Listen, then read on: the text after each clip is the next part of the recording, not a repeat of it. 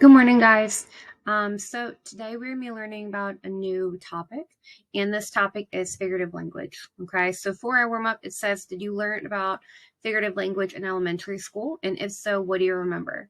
So as you answer this warm up question, I know I'm asking you to think back to last year, but I want you to write down anything that you can remember in the Pear Deck. So whether that's you remember figurative language being talked about, like when I say figurative language, it rings a bell, but you don't know specifically what it means, or maybe you remember different types of figurative language. Okay, whatever you remember, go ahead and write down in the Pear Deck.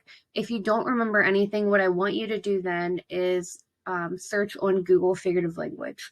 You can either tell me a type that pops up, you can tell me the meaning of it that pops up, whatever it is that you can find. I just want you to write that down. Remember, I shouldn't see any blank responses in the warm up. Okay, go ahead. You guys have 5 minutes. Remember that we're voice level 0.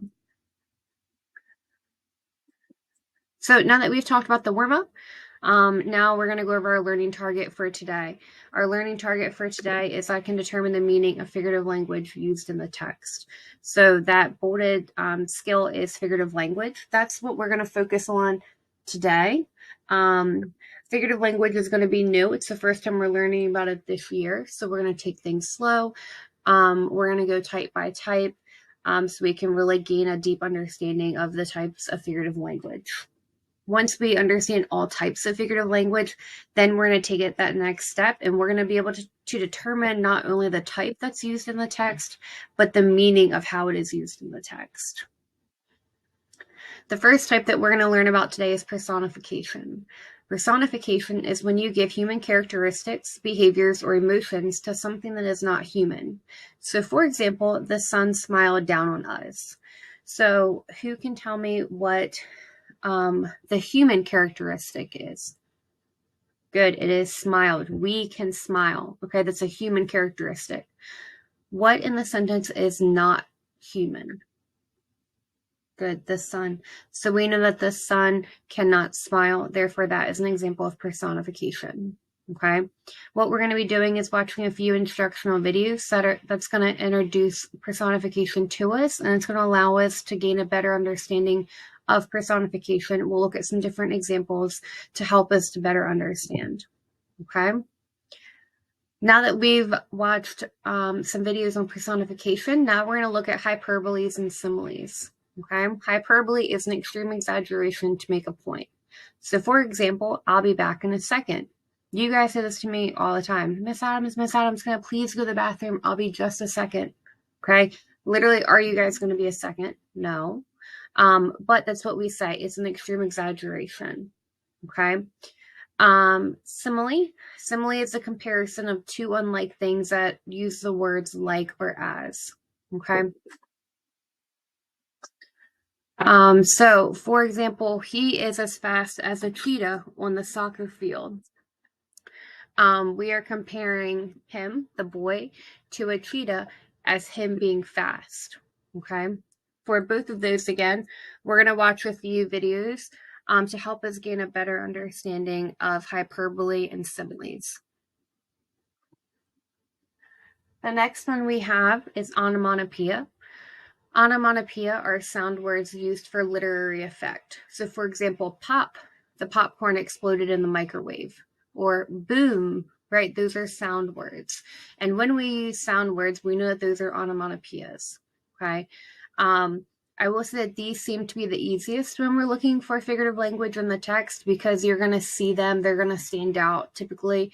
They might be in all caps. They might have like an exclamation point after it. Okay, it's going to stand out to you. Again, we're going to go ahead and watch some videos to interact more with onomatopoeia. Then we have idiom. An idiom is a group of words with a meaning that can't be figured out by looking at its individual words. So, for example, I am feeling under the weather. So when we look at that sentence of I am feeling under the weather, if you haven't heard that before or you're not familiar with that saying, then it's not going to make sense to you. But an idiom is just when we can't understand what it's saying by looking at the words. So if you're saying I am feeling under the weather, you don't really know what that means. Okay? What we're going to do is watch a few videos again so we can learn more about idioms. Lastly, then we have metaphor. And a metaphor is a comparison between two things that are otherwise unrelated. So this one's similar to a simile, yet different in the same way. So, for example, the cafeteria was a zoo. The two things that we're comparing is a cafeteria to a zoo. So they're saying that the cafeteria is crazy, it might be loud, it might be acting like animals, okay? So again, with metaphor, we're going to be watching a few videos to help us understand and introduce metaphors to you guys to gain a better understanding. So I know that was quick. We went through all the different types of figurative language. We've learned about personification, hyperbole, simile, metaphor, onomatopoeia, and idiom. And what we're going to do is we're going to play a little game. And this game is through a platform called Quizlet. And what you're going to be doing is working independently to complete this review. The review is all about the different types of figurative language that we learned about today. And as you work, I want you to take your time, do not rush through. However, the first 5 people to get 100% accuracy will win. So I'm looking for who knows the meaning of a simile, who knows the meaning of a metaphor, okay? So take your time. I can see as you guys are working how you're doing. So please do not rush through just to get done first, okay?